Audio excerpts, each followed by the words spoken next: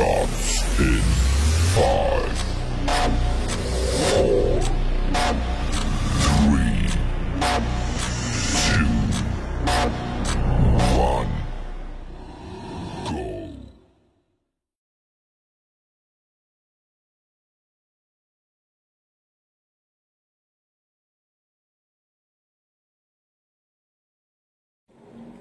Selamat pagi semuanya. Selamat bertemu kembali dengan saya, Rohani Situmorang. Bagaimana? Sudah siap belajar apa belum? Pastinya sudah siap ya. Oh ya, Ibu mau tanya. Setelah kamu bangun pagi, apa aja yang kamu kerjakan? Kamu merapikan tempat tidur enggak? Habis itu kamu mandi tidak? Lalu ketika mandi, kamu gosok gigi atau tidak? Sabunan atau tidak? Nah, seharusnya setiap bangun pagi jangan lupa rapikan tempat tidur, lalu mandi, gosok gigi, dan pakai sabun mandi yang bersih. Dengan demikian, maka kita akan selalu sehat. Kalau kita selalu sehat, maka belajar pun pasti semangat. Jangan lupa ya.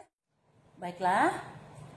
Pada pertemuan ini kita akan belajar budaya Melayu Riau, yaitu tentang sejarah Melayu. Setelah pelajaran ini selesai, Ibu harap kamu mampu menjelaskan senarai pensejarah Melayu. Siap ya? Seperti pepatah mengatakan, di mana bumi dipijak, di situ langit dijunjung. Artinya, dimanapun kita berada, kita harus tahu kebudayaan dan adat istiadat yang berlaku di daerah tersebut. Nah, salah satunya seperti kita sekarang ini berada di Riau, maka kita harus paham tentang budaya Riau. Salah satunya kita harus tahu lagu daerah Riau, yaitu lagu Lancang Kuning. Oke, sekarang yuk kita bernyanyi sama-sama lagu Lancang Kuning. Lancang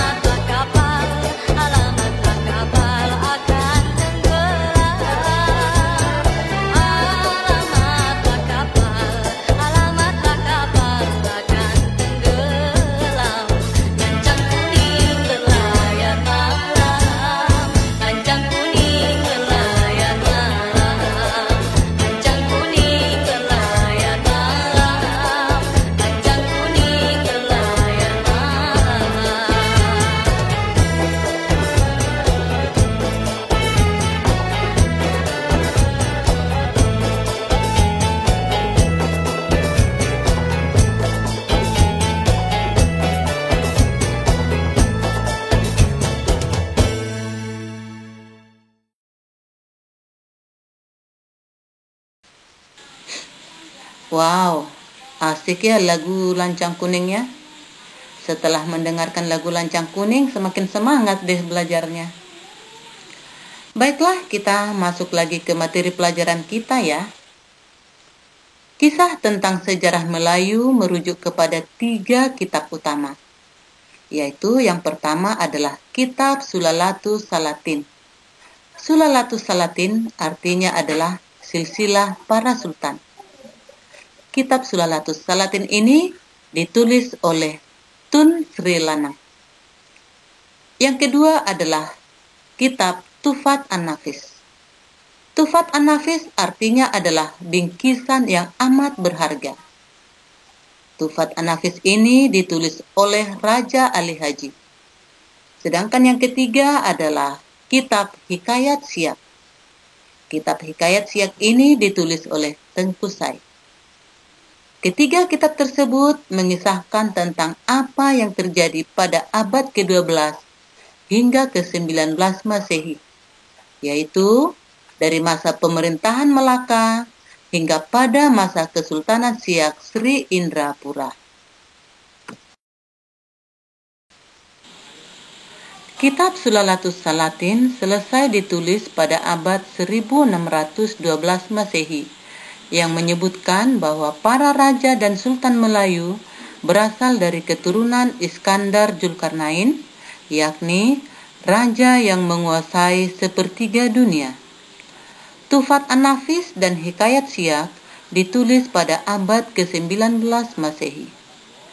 Ketiga kitab tersebut sepakat menyatakan bahwa asal mula kerajaan Melayu adalah di Bukit Siguntang, di wilayah Sumatera Selatan sekarang. Di Bukit Siguntang terdapat sebuah prasasti yang bernama Prasasti Kedukan Bukit. Prasasti Kedukan Bukit ditemukan oleh M. Battenberg pada tanggal 29 November 1920 di Kampung Kedukan Bukit, Palembang, di tepi Sungai Tatang yang mengalir ke Sungai Musi. Prasasti Kedukan Bukit menggunakan huruf Pallawa dan berbahasa Melayu lama. Prasasti ini sekarang disimpan di Museum Nasional Indonesia, Jalan Merdeka Barat, Jakarta Pusat. Prasasti Kedukan Bukit menceritakan tentang perjalanan Dapun Tahyang bersama 20.000 orang tentaranya yang berangkat dari Minangatamuan atau Muara Takus menuju ke Bukit Siguntang untuk membuka benua baru yang diberi nama Sriwijaya. Menurut para ahli, Minangatamuan diartikan sebagai tempat pertemuan sungai-sungai besar yang terletak di tengah-tengah pulau. Berdasarkan pengertian tersebut, maka disimpulkan bahwa Minangatamuan itu adalah Muara Takus. Menurut catatan Cina bahwa pada abad ke-8, Maharaja Sriwijaya telah membangun sebuah candi baru dan dipersembahkan kepada Kaisar Cina. Candi tersebut dipersembahkan sebagai tanda hormat dan tanda hubungan baik antara Sriwijaya dan Cina. Kaisar Cina menamai candi itu dengan sebutan Cian Tian Huang Su, atau yang disebut dengan Candi Bungsu. Candi Bungsu terdapat dalam kompleks Candi Muara Takus. Periode kemaharajaan Melayu berdasarkan catatan dari Cina dan Eropa serta prasasti yang ada, hasilnya adalah sebagai berikut. Yang pertama, Kemaharajaan Kandis itu berlangsung pada abad 1 sebelum Masehi. Lokasinya adalah di aliran Batang Kuantan. Kemaharajaan yang kedua adalah Ketangka. Itu berlangsung pada abad ke-3 sampai abad ke-7 Masehi dan lokasinya adalah di Hulu Muara Takus. Sedangkan kemaharajaan yang ketiga adalah Sriwijaya yang berlangsung pada abad ke-7 sampai abad ke-13 Masehi, terletak di Kampar, Palembang, dan Jambi. Kemaharajaan keempat adalah Bintan yang berlangsung pada abad ke-13 Masehi, terletak di Pulau Bintan. Kemaharajaan yang kelima adalah Singapura yang berlangsung pada abad ke-13 Masehi dan terletak di Pulau Singapura. Kemaharajaan yang keenam adalah Melaka, berlangsung pada abad ke-14 sampai abad ke-16 Masehi dan berlokasi di pesisir barat tanah Semenanjung Selat Malaka. Sedangkan yang ketujuh adalah Kemaharajaan Johor, berlangsung pada abad ke-16 sampai abad ke-18 Masehi, berlokasi di Sungai Johor. Yang kedelapan adalah Riau Lingga, yang berlangsung pada abad 18 Masehi, berlokasi di Hulu Riau, Sungai Carang, Pulau Bintan. Dan yang terakhir adalah Kemaharajaan Siak, yang berlangsung pada abad ke-18 sampai 20, berlokasi di Sungai Jantan, Sungai Siak. Meskipun pusat kerajaan Melayu selalu berpindah dan berubah nama, namun hukum dan peraturan tetap sama. Maka antara gugusan Pulau Perca atau Sumatera, Kepulauan Riau, dan Tanah Semenanjung atau Malaysia adalah satu kesatuan yang tidak dapat dipisahkan, baik dari segi budaya, adat istiadat, juga bahasa. Walaupun dipecah menjadi negara berbeda, namun hubungan saudara itu masih terjalin hingga kini, karena hakikatnya bersumber dari asal yang sama. Anak-anak, materi pelajaran kita hari ini sudah selesai. Nah, untuk melatih ingatan kamu, maka ibu akan memberikan soal latihan. Yang pertama, jelaskan 3 kitab utama yang berkisah tentang sejarah Melayu. Jadi kamu sebutkan 3 buku tersebut, lalu kamu tulis pengarangnya dan apa artinya. Kemudian yang kedua, ceritakanlah apa yang kamu ketahui tentang prasasti Kedukan Bukit. Pokoknya semua hal yang berkaitan dengan prasasti Kedukan Bukit, kamu ceritakan.